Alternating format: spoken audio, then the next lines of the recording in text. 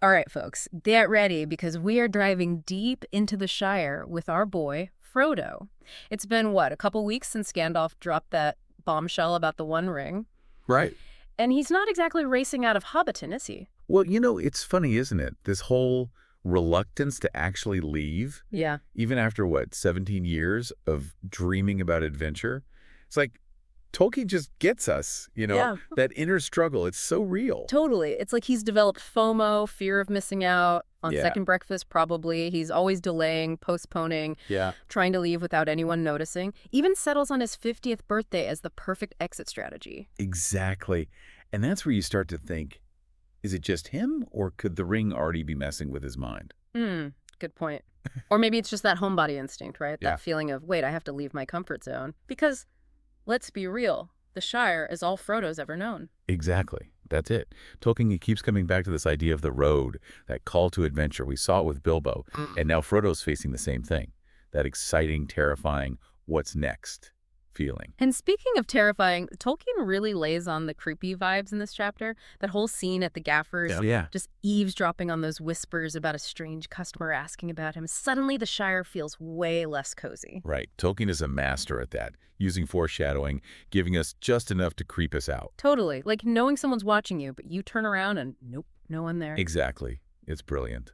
And that creepy feeling leads us to a truly memorable entrance. The Black Riders. Oh man, talk about making an entrance. The black horse, that hooded figure, Right. pure nightmare fuel. Tolkien really nailed it. Yeah, and you know what's even cooler? He didn't even picture them that way at first. Really? Thank goodness he changed his mind. This version just screams danger. The Shire is supposed to be this peaceful place, right? Right. So Tolkien needed something truly unsettling to shatter that. And nothing says danger. Yeah. Quite like a cloaked figure on a black horse sniffing around for a magic ring. Absolutely. That image is perfect. The darkness is closing in. Yeah. And the fact that they're even in the Shire, so wrong. It's like finding a shark in your bathtub, Whoa, yeah. Nightmare fuel. But then, just when you think things can't get any weirder, got bam, elves. Right. What a shift. It's like a beacon of light cutting through the darkness. Absolutely. The elves are Tolkien's way of showcasing the beauty of Middle-earth. Graceful, musical, connected to this ancient magic. But even with all that, they're still so mysterious. They really do love their riddles, don't they? Frodo just wants straight answers and they vanish into thin air. I know, right? They're on a whole other level, like, we're aware of your hobbit problems, but... We'll be on our way now. Exactly. But even so, they remind us there's still good in the world, even if it works in mysterious ways. They're like that friend who gives great advice, but only through cryptic proverbs. Ooh. It's like they're saying, buckle up, Frodo, this is the real deal. Oh, totally. And to make matters worse, Gandalf is still MIA. Right. Talk about terrible timing. It's the ultimate cliffhanger. Gandalf, the wise guide, the protector, is suddenly out of the picture, just when Frodo needs him most. Yeah. And our poor hobbit is just left there, trying to process those cryptic warnings, facing these terrifying enemies. With this, the weight of the ring just getting heavier. Ugh, it's giving me serious anxiety just thinking about it. It's like those horror movies where, you're the only one who sees the killer, everyone else is clueless, and you're just like, guys, trust me, there's a creepy clown with a chainsaw behind you. Haha, yeah. But you know what? Despite all that, despite the fear, the uncertainty, Frodo keeps going. He could have just, crawled back to Bag End, pretended none of this was happening. Oh, 100%. I would have sprinted back, barricaded the door, and settled in for, an indefinite period of second breakfast, Levinses, afternoon tea, all the meals. Haha, right. Sounds tempting. Yeah. But Frodo, he chooses a different path. He chooses courage, even when he's terrified. Yeah. That's what makes him such a fantastic hero, don't you think? He really is. It's that inner strength. And you can tell he's scared, but he just keeps going. And we can't forget Sam. Talk about a loyal best friend, ready to leave everything behind, follow Frodo into who knows where, even though he's terrified too. Oh, Sam's devotion is the best. It's pure, He loves his friend, and that love makes him face his fears head on. Though he doesn't exactly hide those fears very well, does he? Remember that scene where he's like, oh, by the way, Frodo, I may have overheard my dad talking about that Black Rider thing. Oh, classic Sam. Tries to play it cool, but can't help but spill the beans. Yeah. You can practically hear him thinking, oops, shouldn't have said that, but second breakfast was calling my name. Uh-huh. Oh, Sam.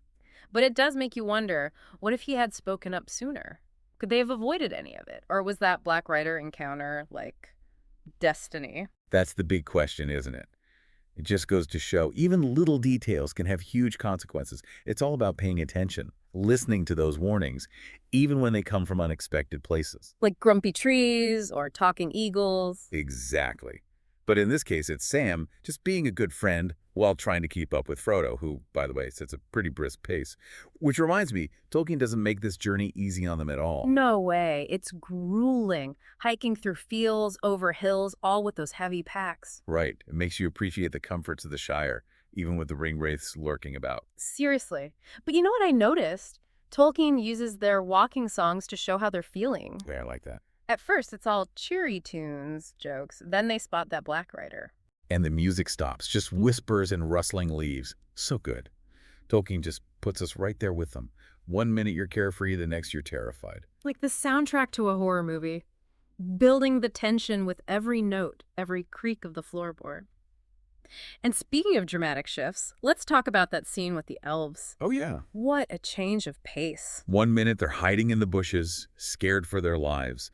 The next, they're bathed in starlight, listening to the most beautiful singing ever. It's incredible. It's magical. But even Tolkien's elves, they've got this air of mystery, a hint of sadness underneath it all. Like they're beautiful, sure, but there's this look in their eyes, this knowingness that's a bit unsettling. It's like they're giving Frodo a glimpse of what's at stake. This whole world, this beauty, this magic. Which is fading. Yes, fading, threatened by that encroaching darkness. They know what's coming.